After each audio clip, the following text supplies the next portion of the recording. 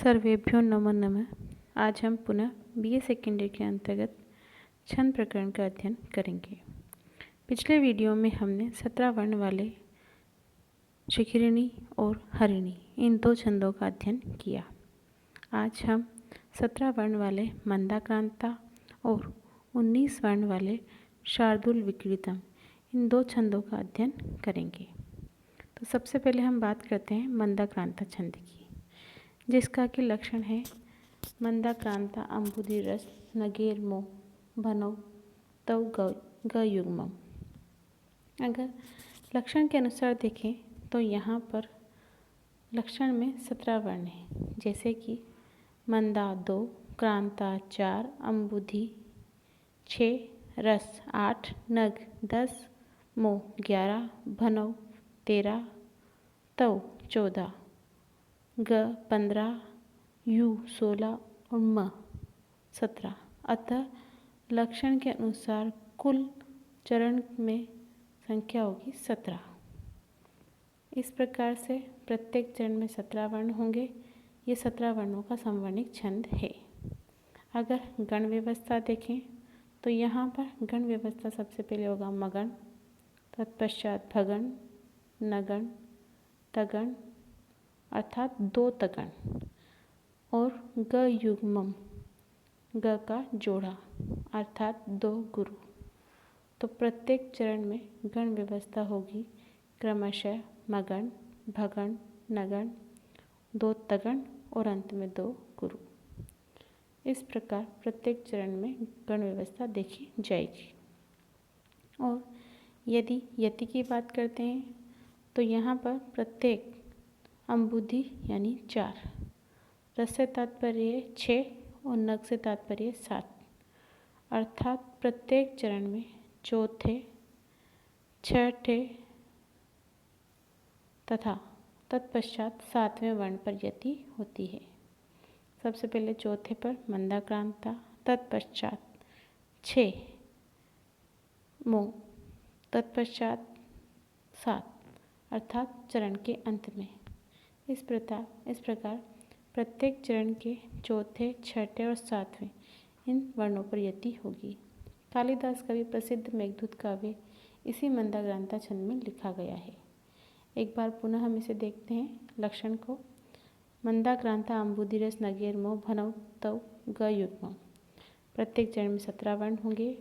चौथे और छठे और 7वें वर्ण पर यति होगी तथा प्रत्येक चरण की गण व्यवस्था होगी क्रमशः मगण, भगण, नगण, 2 तगण और अंत में 2 गुरु। इसका अब उदाहरण इस प्रकार है।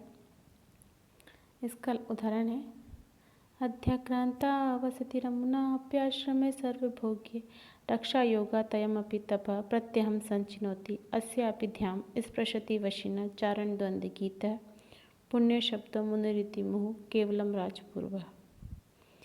अगर हम इसे राग में गाएं तो मेघदूत का प्रथम पद्य जैसे कि कश्चित् कांता विरह गुरुणा वाला पद्य है, उसकी तर्ज पे हम इसे गा सकते हैं। जैसा कश्चित् कांता विरह गुरुणा स्वादिकारात् प्रमत्तः अध्याक्रांता वसति रमुना अप्याश्रमे सर्वभोग्ये रक्षा योगा तयमपि तपः प्रत्यहं संचिनोति अस्यापि ध्याम स्पृशति वशिनः चारण द्वंद्वगीतः पुण्यशब्दो मुनिरिति मुहुः केवलम राजपूर्वः। इसी प्रकार हम इसे गा सकते हैं। अब यदि वर्णों की गणना करें तो इस श्लोक के प्रत्येक चरण में 17 वर्ण हैं, अर्थात यहाँ वर्णों की संगति निश्चित रूप से सटीक बैठती है। और यदि हम इसे गण व्यवस्था देखते हैं तो सर्वप्रथम अध्याक्रा अर्थात मगन, तावस भानस अर्थात भगन, तिरमु अर्थात नगन, ना याश ताराज तगन, में स व पुनः ताराज अर्थात तगन, भो गुरु ये गुरु। अर्थात यहाँ पर लक्षण की संगति में संपूर्ण रूप से घटित होने पर यहाँ मंदाक्रांता छंद है। इसी प्रकार प्रत्येक चरण में गण व्यवस्था और वर्णों की गणना लक्षण के अनुसार होने पर यह मंदाक्रांता छंद का उदाहरण हुआ। अब ध्यान देने योग्य बात यह है कि हमने 3 छंद 17 वर्ण वाले पढ़े हैं। प्रथम शिखरिणी, द्वितीय हरिणी और तीसरा मंदाक्रांता। यहाँ हम अंतर कैसे करें कि श्लोक में कौन सा छंद है। तो सबसे पहले हम उसके वर्णों को गिनेंगे। तो वर्णों को गिनने पर यदि 17 वर्ण हैं हमें उपलब्ध होते हैं तो हमारे पास 3 ऑप्शन होंगे, या तो शिखरिणी या हरिणी या मंदाक्रांता। अब तीनों में से कौन सा छंद है यह ध्यान देने योग्य बात है। इसका पता हम इस तरह से लगा सकते हैं कि शिखरिणी में हम देखते हैं तो शिखरिणी का पहला गण यगण होता है, यमन सबलाघा शिखरिणी अर्थात ISS। हरिणी में देखते हैं तो हरिणी का लक्षण है न स म रस लागा षड वेदय है हरिणी मता। और हरिणी में पहला गण हमारा नगण होता है अर्थात III। और मंदाक्रांता में यदि हम देखते हैं तो मंदाक्रांता अम्बुधिरस नगेर मुख भनव तव ग युग्म। मंदाक्रांता में पहला गण मगण होता है SS अर्थात शिखरिणी में यगण, हरिणी में नगण और मंदाक्रांता में मगण। तो शिखरिणी में आपका स्वरूप होगा ISS या माता, हरिणी में होगा III और मंदाक्रांता में होगा SS। तो पहले 2 वर्ण यदि आपके पास ISS है तो वो शिखरिणी छंद होगा।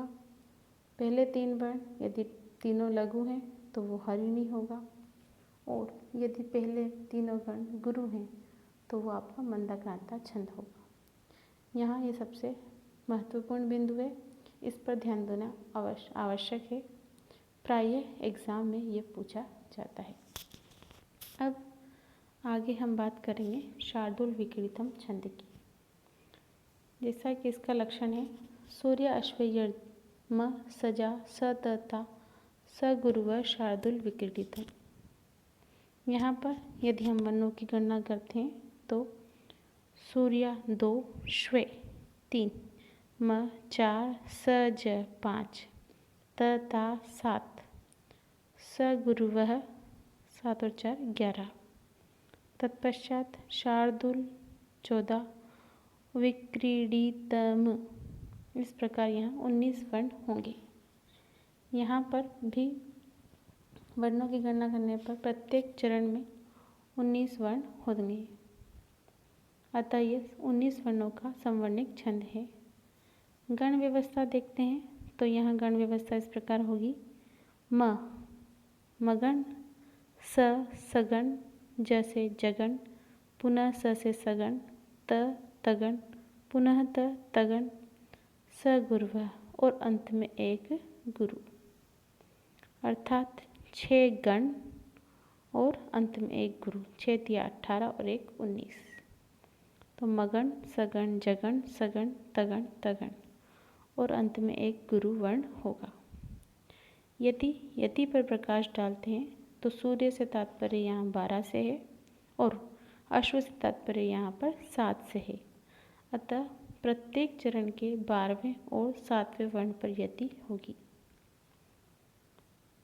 तत्पश्चात अब हम इसके एक लक्षण हमें और इसका मिलता है जो इस प्रकार है सूर्य अश्वे यदि म सजा स तगा शार्दूल विक्रीतम। यहाँ पर भी वर्णों की संख्या 19 है और गण व्यवस्था भी उसी प्रकार है मगण, सगण, जगण, सगण, तगण, तगण और अंत में एक गुरु। और यति भी उसी प्रकार है, बस थोड़े से शब्दों का अंतर यहाँ पे हमें मिलता है, वरना वर्णों की संख्या, गण व्यवस्था और यति दोनों समान हैं। शार्दूल विक्रीतम छंद के विषय में एक बात प्रसिद्ध है कि शार्दूल से तात्पर्य है सिंह शावक अर्थात शेर का बच्चा। सिंह शावक खेलते समय 12 हाथ लंबी और 7 हाथ ऊंची छलांग मारता है।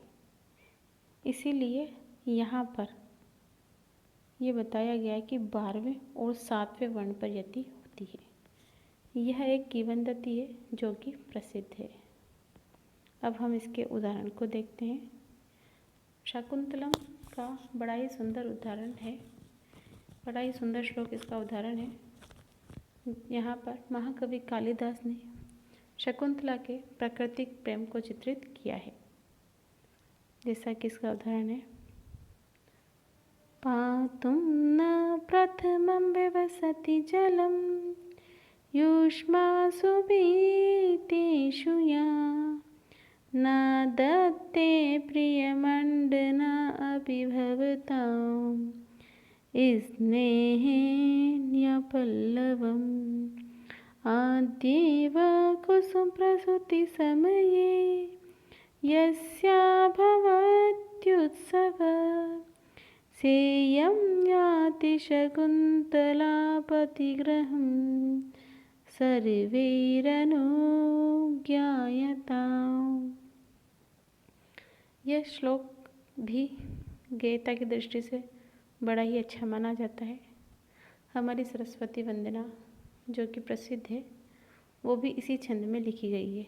जैसे कि आपने सुनी होगी, या कुंदेन्दु तुषारहार धवला या शुभ्रवस्त्रावृता या वीणावरदण्डमण्डितकरा या श्वेतपद्मासना या ब्रह्माच्युतशङ्करप्रभृतिभिर्देवैः सदा वन्दिता सा मां पातु सरस्वती भगवती निःशेषजाड्यापहा। उसी प्रकार हम इस श्लोक को भी इसी राग में गाएंगे। पुनः एक बार देखते हैं हम। पातुं न प्रथमं विवसति जलं युष्मासु भीतेषु या न दत्ते प्रियमण्डना अपि भवतां स्नेहेन्यपल्लवम्। अब हम इसमें लक्षण की संगति बिठाएं तो यहाँ पर पहला गण आप देखेंगे कि मैंने गुरु लघु की जगह गुरु कर रखा है। यहाँ पर लघु की जगह गुरु ही आना चाहिए, क्योंकि हमारा पहला गण होगा मगण, जिसका स्वरूप है ट्रिपल एस। तो यहाँ पर न गुरु होगा, क्योंकि उसके पश्चात प्र संयुक्त स्वर है, अतः नियम की दृष्टि से भी यहाँ पे गुरु होना चाहिए। गलती से यहाँ पे एस की जगह आई लग गया है, तो ये ध्यान देना आवश्यक है। पहला गण आपका मगण, दूसरा स ल ग सगण, तीसरा ज भान जगण, चौथा पुनः स ल ग सगण, पांचवा एस एस आई ताराज, फिर वापस एस एस आई ताराज और अंत में एक गुरु। इस प्रकार प्रत्येक चरण में यह वर्णों की गणना और गण व्यवस्था समान होने से यह भी शार्दूल विकृतम छंद का उदाहरण है। आज के लिए इतना पर्याप्त है और कल हम पुनः अगले वीडियो में अन्य छंदों का अध्ययन करेंगे। बचे हुए इत्य लम शुभास्ते पंथा न संतु।